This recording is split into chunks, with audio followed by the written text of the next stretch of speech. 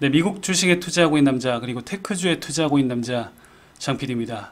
자, 드디어 페이팔의 3Q 실적이 발표가 됐습니다. 그래서 실적과 그리고 이 회사가 나아가려는 방향에 대해서 1부, 2부로 좀 나눠서 왜냐하면 양이 좀 많아서 한 편에 조금 너무 길면 호흡이 길면 그렇잖아요. 그래서 좀 나눠서 여러분께 설명해 드리도록 하겠습니다.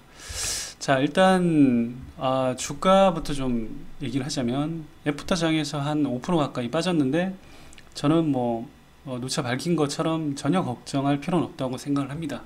워낙 좋은 회사고, 그 다음에 이런 좋은 회사가 일시적인 어려움을 겪으면서 빠지면 그거는 매수 기회라는 생각을 하기 때문에 여러분들 스스로도 한번 판단을 해보시고, 저는 전혀 두렵지 않고 이렇게 조금 꼼수었던 그런 짜투리도 오늘 또 활용을 해서 추가적으로 더 매수를 해볼까 합니다.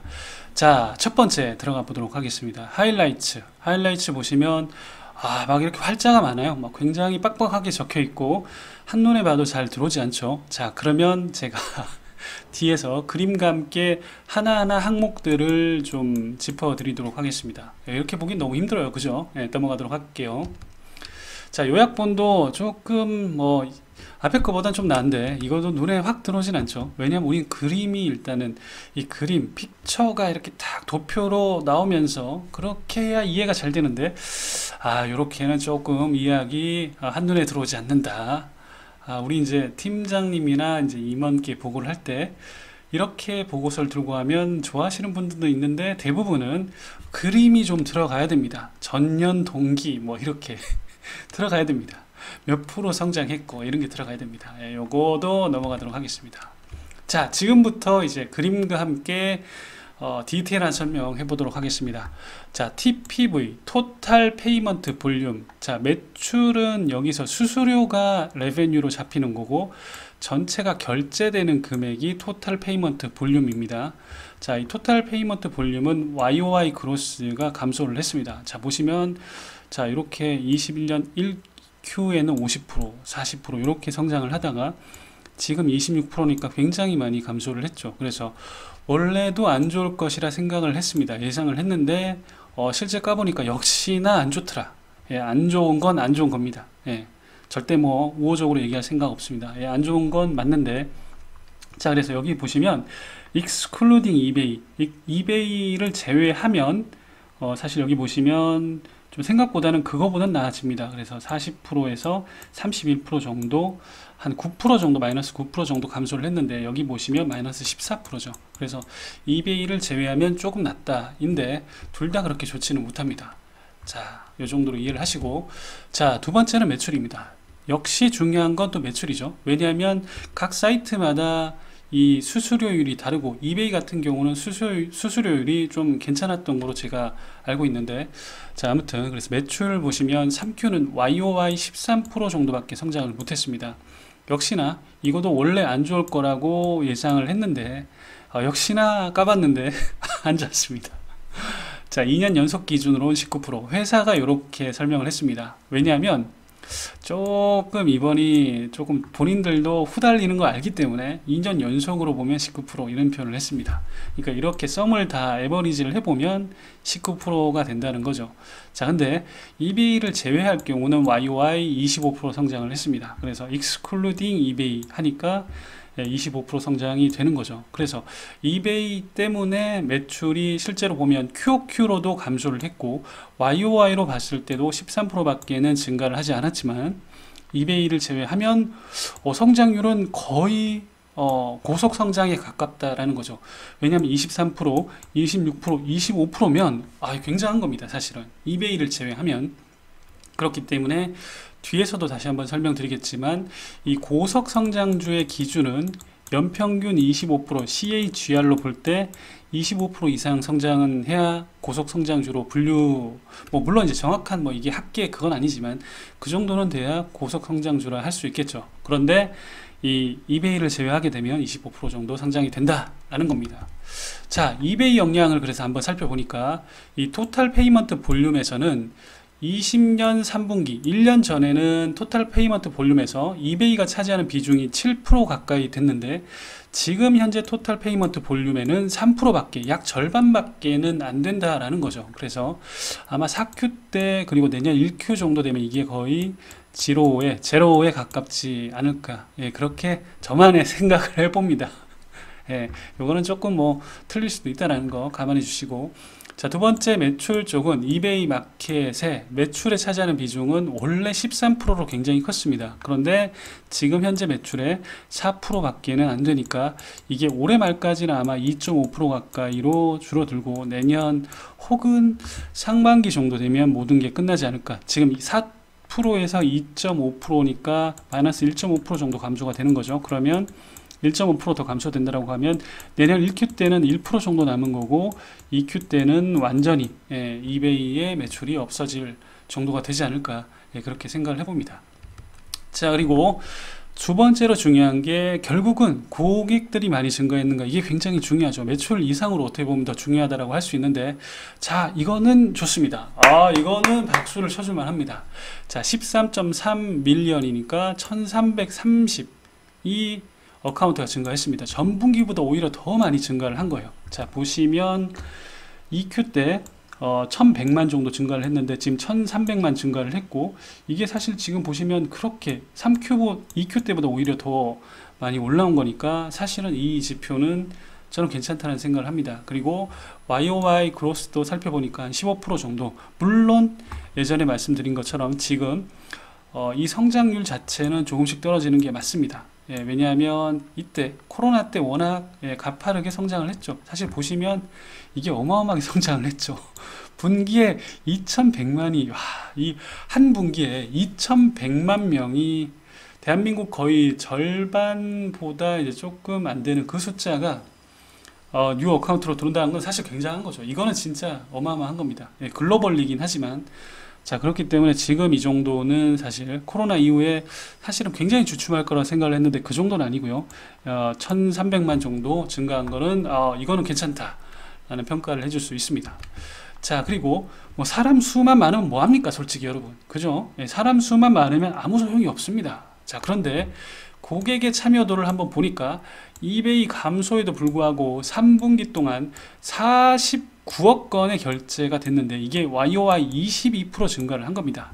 자, 22% 증가 상당한 건데, 물론 이거 자체도 조금 줄어든 건 맞죠. 이 성장이 이때는 너무 많이 이제 됐다가, 이건 거듭해서 반복해서 말씀드리지만 20년도 성장을 도저히 따라갈 수는 없습니다. 이거는 이 코로나 때 수혜를 받은 뭐 아마존이나 이런 페이팔은 20년도 성장을 도저히 따라갈 수는 없습니다. 자, 그런데 조금 이렇게 그래서 감소는 하는데 여전히 그래도 YOY 20% 이상 성장을 했다라는 건 굉장히 좋은 겁니다. 자, 그리고 지금 보시면 이 커스터머 인게이지먼트도 올라가는 추세입니다. 물론 요거는 조금 전분기에서 떨어지는 건 맞지만 어찌됐건 간에 지금 여기 보시면 이렇게 성장한 거는 이베이를 제외한 브레인트리, 벤모, 페이팔 이런 쪽에서 지속적인 거래 성장에 의해서 주도되었다라고 합니다. 그러니까 이베이 쪽에서 증가한 게 절대 아니란 거죠. 이베이 쪽 오히려 빠지고 있고, 자, 그렇기 때문에 많이 성장은 못했는데 어찌됐건 간에 트랜잭션, 거래 건수는 더 많이 증가, 22% YOY 증가를 했다라는 건 이거는 어느 정도는 괜찮다라고 저는 보여집니다.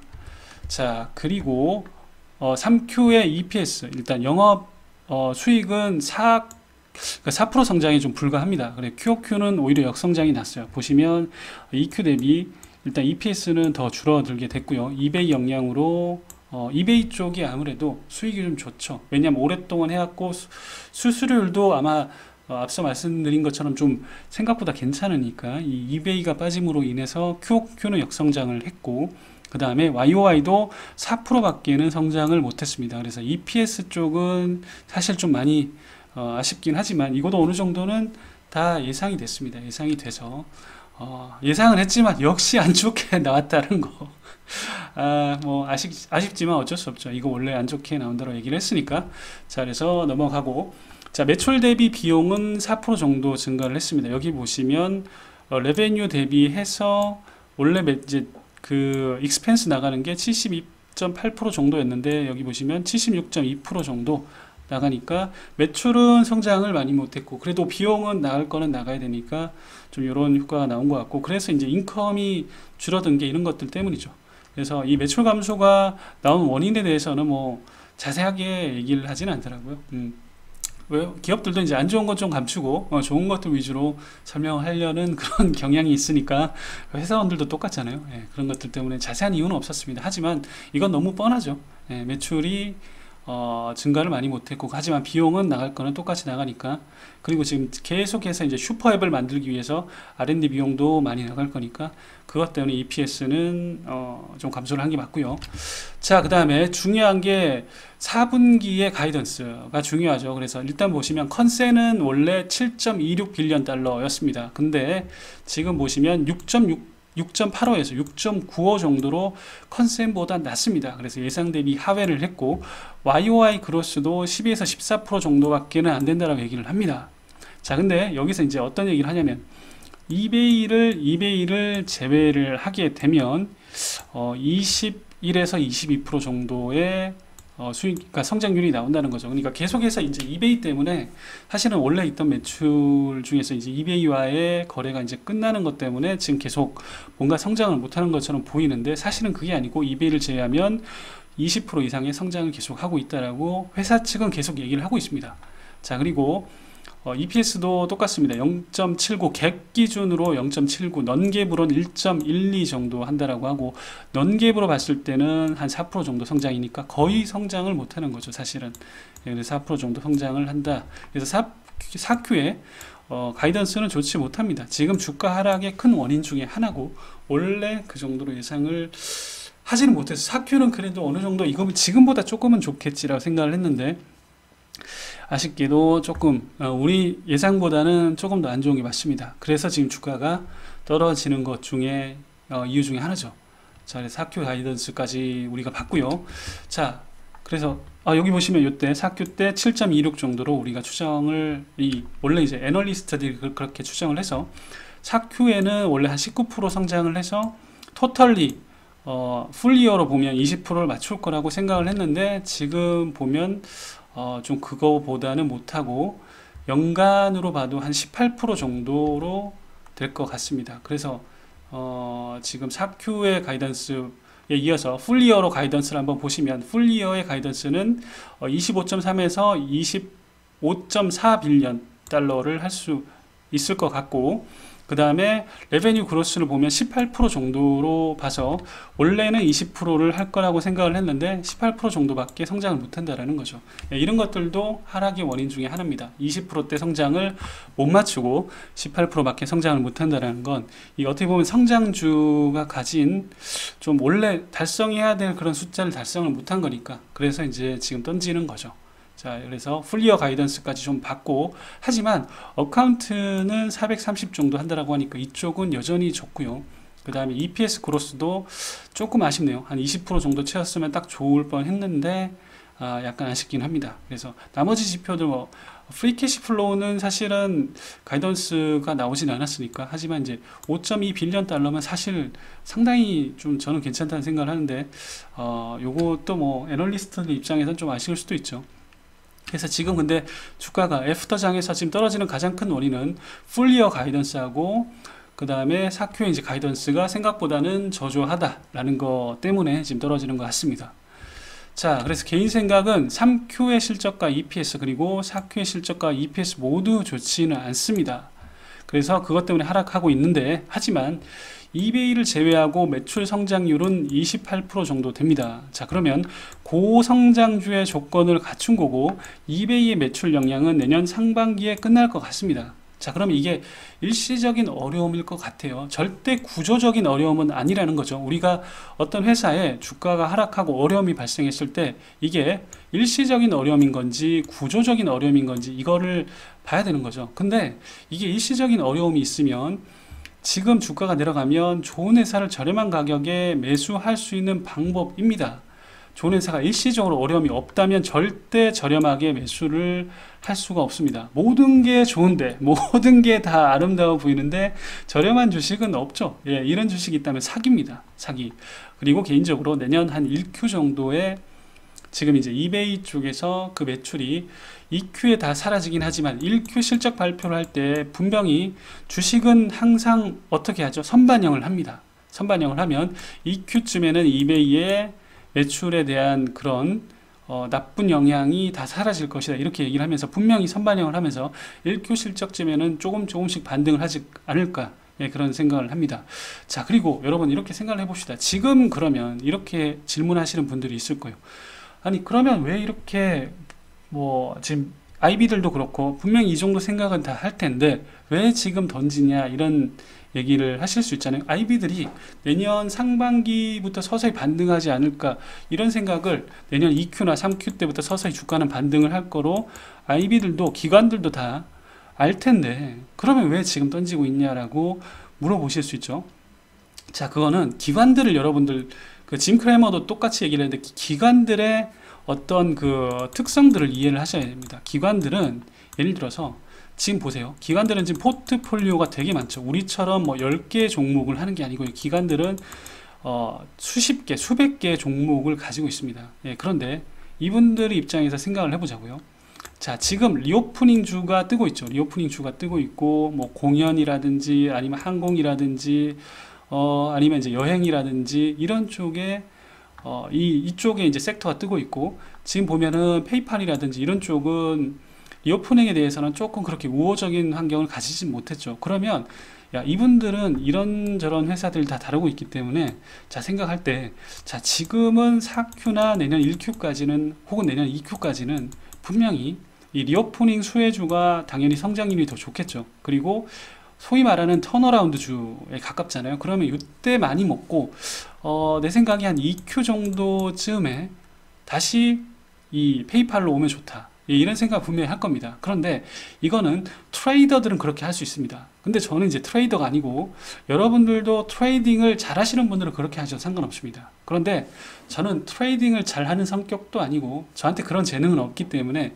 저는 좋은 주식이 좀 일시적으로 하락을 할 때 이때 저렴하게 하고 그 다음에 저는 그냥 꾸준히 가져가면 저는 트레이딩보다 오히려 실적을 더 많이 낼 수 있다는 생각을 하고 워런 버핏이 그런 얘기를 했습니다. 어떤 얘기를 하셨냐면 지금 헤지 펀드들의 그렇게 똑똑하다라고 하는 그런 액티브 펀드들의 매니저들이 사실은 굉장히 멍청하다라는 얘기를 했습니다.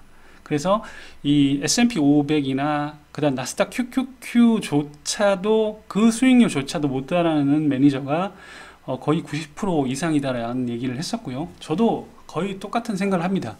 제가 이제 주식이든 부동산이든 어떤 걸 할 때 거래가 절대 많다고 해서 수익률이 높은 건 절대 아닙니다. 예, 거래가 오히려 적고 진득히 좋은 주식이 이렇게 저렴할 때 그냥 가지고 있고 그 다음에 쭉 들고 가는 그런 참을성이 있다라면 저는 오히려 수익률이 더 좋다고 생각하고 직장인들은 그 방법이 훨씬 더 유리할 거라 생각을 하고 저는 테슬라 그 다음에 제가 지금 장기 성장하고 있는 그런 회사들 이베이 저 이베이는 아니고 장기 성장하는 그 페이팔이라든지 이런 회사들은 그냥 이렇게 저렴할 때 그냥 사놓고 그러면 마음이 편안합니다.